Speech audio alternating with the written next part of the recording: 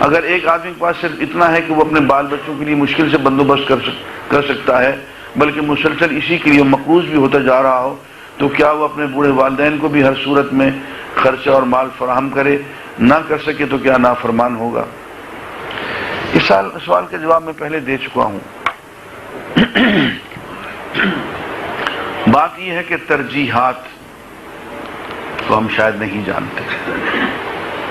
آپ اس وقت تک ایک لقمہ کھانے کا نہیں کھا سکتے خود جبکہ آپ کے والدین نہ کھا چکا ہوں۔ آپ کسی مکان کی چھت کے تلے رہنا جائز نہیں ہے جب تک کہ ان کا انتظام نہ ہو۔ آپ 1 انچ کپڑا اپنے جسم پہ نہیں ڈال سکتے، نہیں پہن سکتے جب تک کہ ان کے پہناوے کا انتظام نہ ہو گیا۔ میں نے اسی لیے ٹیلی ویژن پہ یہ کہا تھا کہ سوال درست کریں۔ آپ یوں کہیں کہ اتنی مہنگائی ہے کہ والدین کو کھلانے پلانے اور ان کی ضروریات پورا کرنے کے بعد کچھ نہیں بچتا، بچوں کا کیا کریں، اپنا کیا کریں؟ یہ تو سوال بنتا ہے۔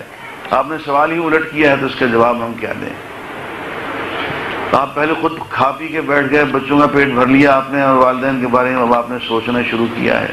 آپ کی تو سوچ غلط ہے۔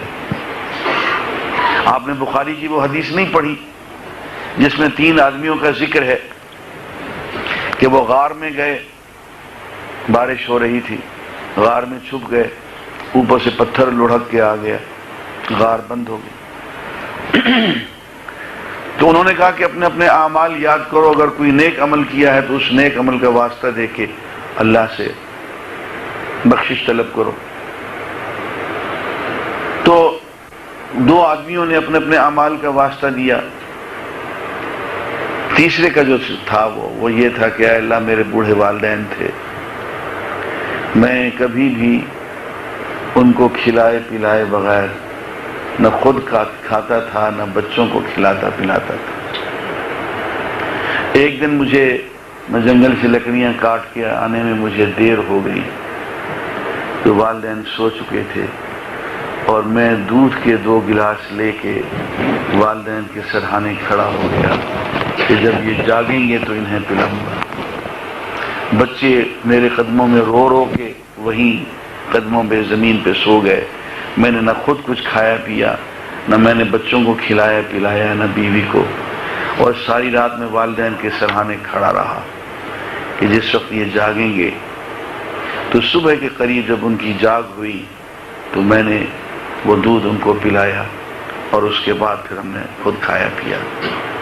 پھر اے اللہ یہ عمل اگر میں نے تیری رضا کے لیے کیا تھا تو اے اللہ آج یہ مشکل حل فرما دے، یہ پتھر دور فرما دے، اور پتھر ہٹ گیا۔